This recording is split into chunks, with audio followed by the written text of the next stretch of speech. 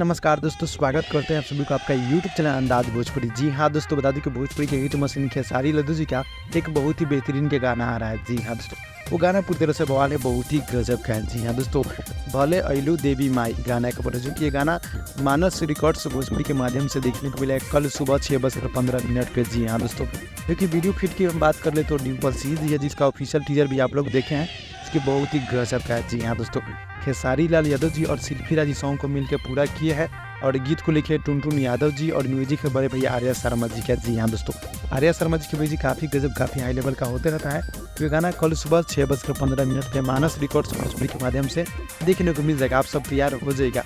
अगर आप लोग अभी तक चैनल को सब्सक्राइब नहीं किए तो चैनल को सब्सक्राइब कर दीजिएगा और नोटिफिकेशन बेल आइकन आप लोग ऑल पे कर दीजिए ताकि आप लोग को नोटिफिकेशन मिलता रहेगा। जी हाँ दोस्तों, तो भाई लोग छोटा सा अपडेट था, मिलता है वीडियो में, तब तक के लिए धन्यवाद दोस्तों।